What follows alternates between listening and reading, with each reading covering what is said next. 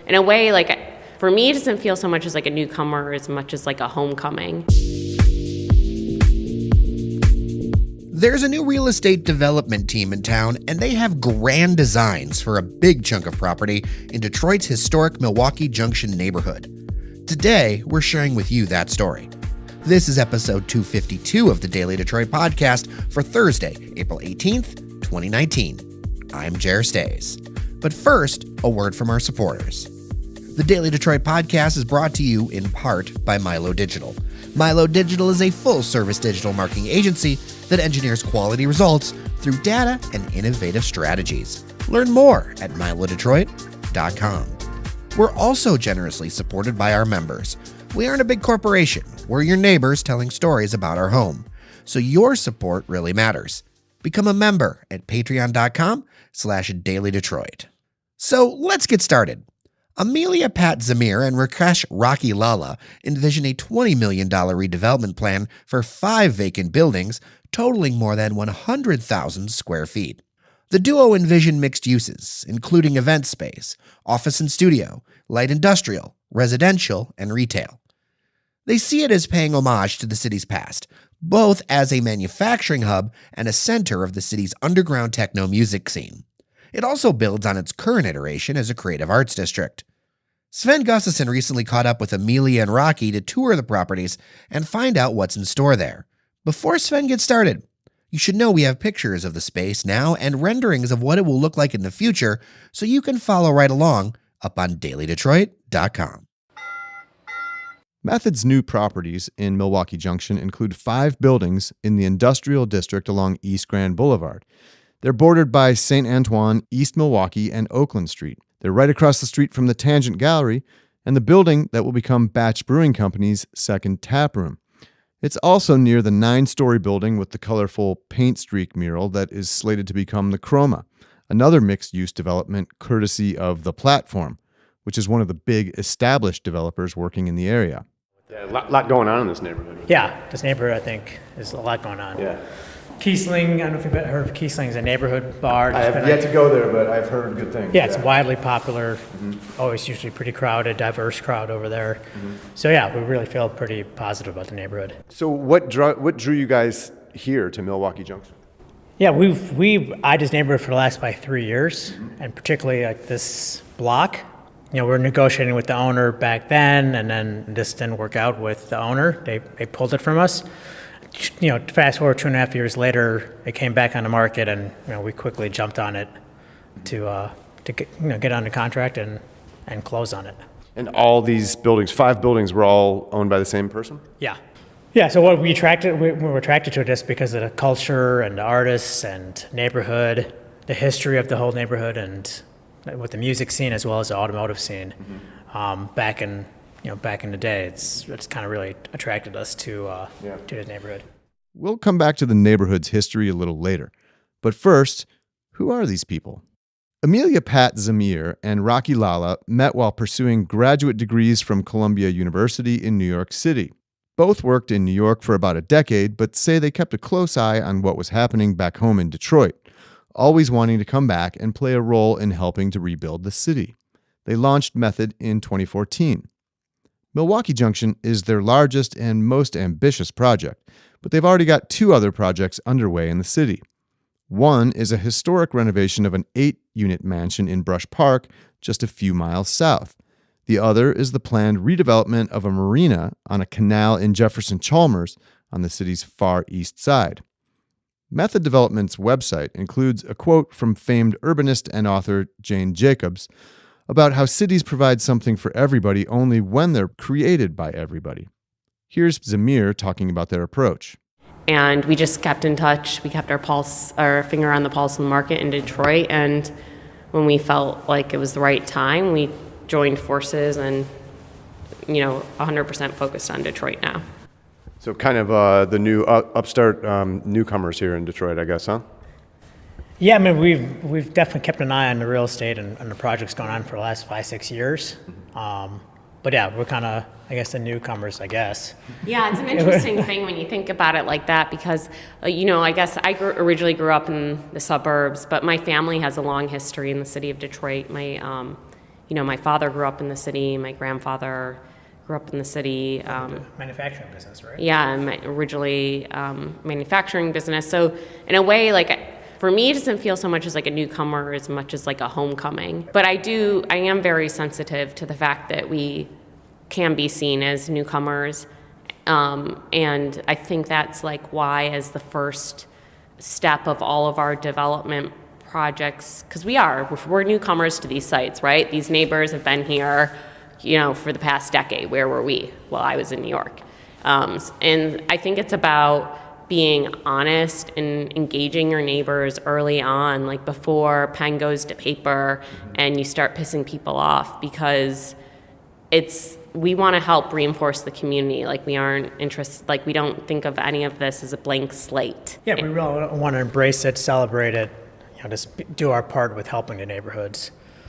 So yeah, even before we bought this, we met with some of the community stakeholders in the neighborhood. We met with some city officials who have oversee this district, and kind of talked to them about, what their plan is, what their vision is with the neighborhood. What they've experienced in the past. What do they want to see? What do they want to see on this particular block? And that kind of helped shape our development plan or our vision for the site. So really kind of incorporating their ideas and really taking their ideas to heart and say, look, we'll try our best, and we will try to implement what your vision is within our plan. The largest property is called the Rusas Printing Building, a 4-story building on St. Antoine that dates to 1930. It was used initially by the auto supplier Campbell Boyer and later as a printing plant. The first floor is a 2-story former production space that features an open floor and a mezzanine level above, ringing it like a balcony of offices. In the middle is a spiral chute once used to send packages from the floors above. And so these were like all the old offices of the printing plant and auto supplier or whatever. Correct, yeah. Nice. And they overlook the factory, the production, and the slide, or whatever. Everyone knows this about the slide. And that's where the packages, it goes all the way through to the top floor. Wow. So they slide on the packages or the material down to the production floor and then ship it out. I can totally see guys wearing banker visors, those green visors, chewing on big cigars, coming out to yell down at the... Yeah, that's probably how it was, just like we see in the movies. Yep. And this is an old vault. So... Wow. Oh, look at those cool cabinets back there and stuff. Tallying machines, or I don't know, the safety deposit boxes. This is where they kept all the loot. Yeah. The plan is to keep the separate offices along the mezzanine. Tenants will be able to choose whether they want to subdivide the space on the upper 2 floors, which feature raw concrete floors, massive martini glass support columns, and that chute slide, which starts on the 4th floor and leads all the way down to the main level. I mean, so looking in here, the space is very raw, cinder block walls, all the cement support beams are exposed. How much, renovating and redeveloping are you envisioning? We want to keep it very minimal, very raw. But this building, to become comfortable and marketable to tenants, you need operable building systems. So we need all new HVAC, all new electrical.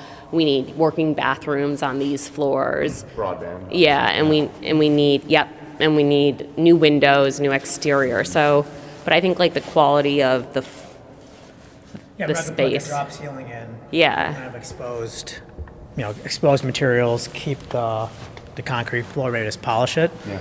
But yeah, everything pretty raw. Are you guys going to keep the chute feature, you think? Yeah. Turn it into a spiral staircase or something like that? Maybe?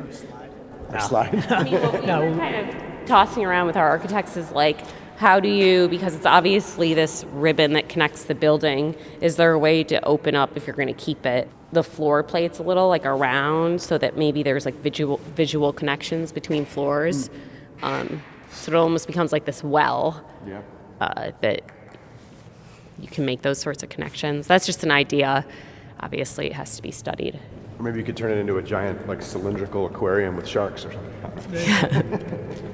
Sounds awesome. Be so startup-y. Yeah.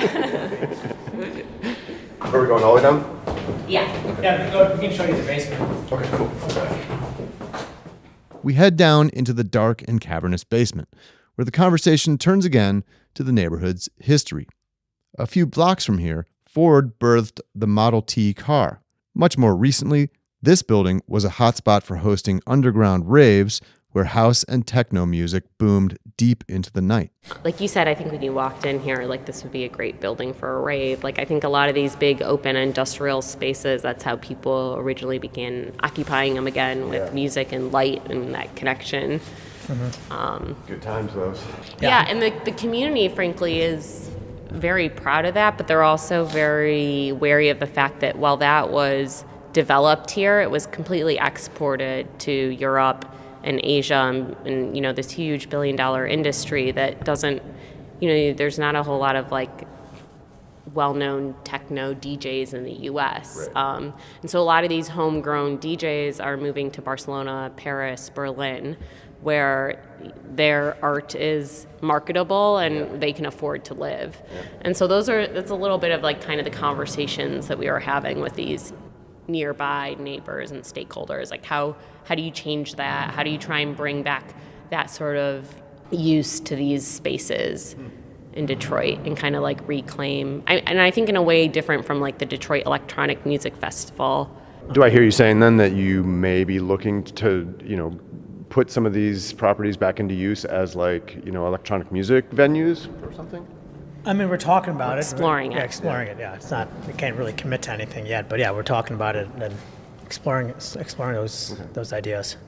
We've been talking to some stakeholders in Berlin who want to really come to Detroit and have a venue or have like artist space and promote, you know, techno music over here. So they really like the space.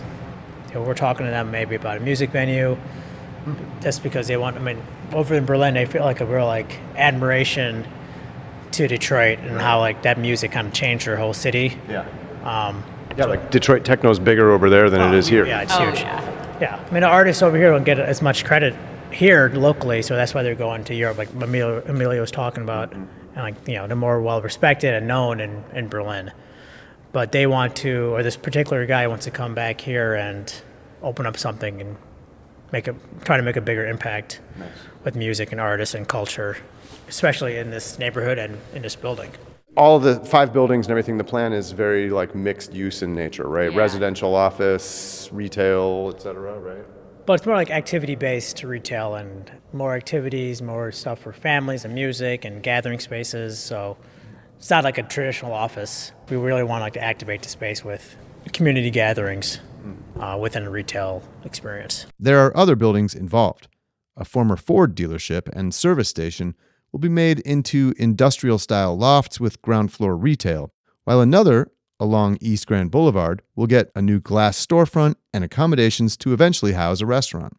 2 of the buildings will eventually be demolished and replaced with higher-density structures with a mix of residential and retail. There are also plans to activate the alley behind the buildings on East Grand Boulevard as a public arts space. Method development is using federal Opportunity Zone tax incentives made possible from the big tax cut package Republicans pushed through in late 2017. Groundbreaking for the first phase of construction is expected to start early in 2020, with a second phase of new construction a few years away. I'm getting the sense that like the vision for this entire complex, the 5 buildings, is really aimed much more at like the creator class and people who are kind of into the neighborhood's history and its kind of rugged qualities. Yeah, I think there's a grit to it, and I think people kind of like that grit and want to be part of it. We want to keep as much of it preserved as we can. All right, thanks so much for listening. Also, thanks to Cheyenne Noserini for editing this episode, Randy Walker for his social media help, Sven, of course, for getting this story. I'm Jer Stays. Take care of each other, and we'll see you around Detroit. You're listening to the Podcast Detroit Network. Visit www.podcastdetroit.com for more information.